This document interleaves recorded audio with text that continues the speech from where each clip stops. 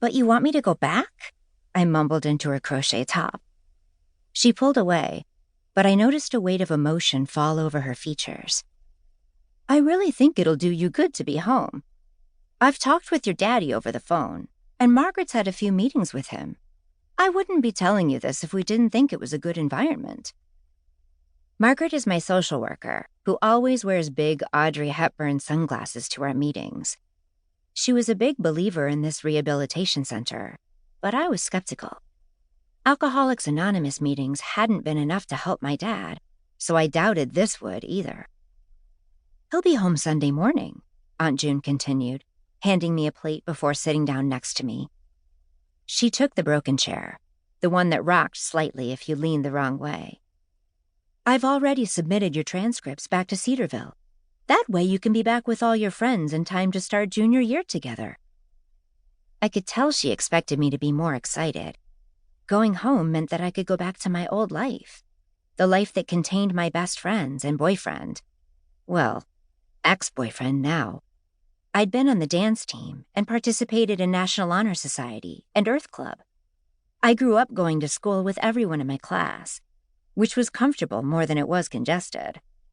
Cedarville was a small town, but it was my small town.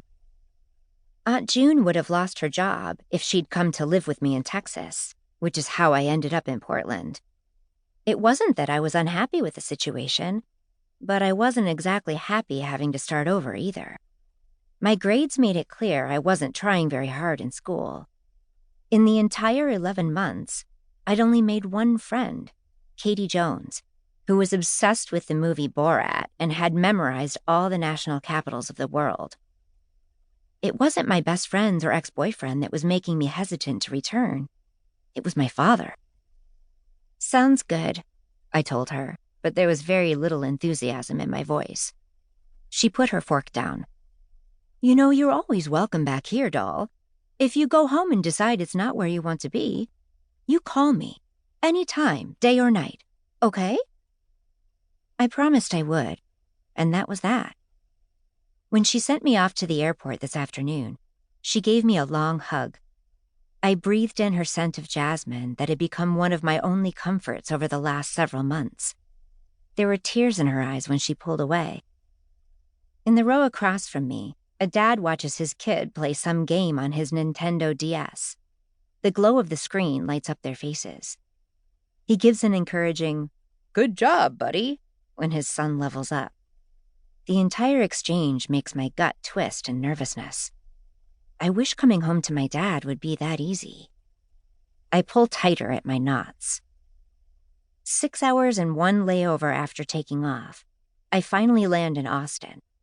I'm jittery, like a rattling car engine on the verge of breaking down. This is home. I should be breathing sighs of relief. So why does being here feel so foreign? I go through the motions of shuffling off the plane, then make my way to baggage claim. My 2 huge suitcases are patterned with silhouetted birds in flight, so they're easy to spot on the carousel. I'm channeling all my inner Hulk strength. Why did I bring so many shoes? As I lift the last one from the belt. And that's when I hear it. Goose! I am not actually named after a particularly ill-tempered bird. I should find comfort in the long-time nickname my dad gave me, but a part of me doesn't want to be his goose. I just want to be Kira. Hi, I say as he comes toward me.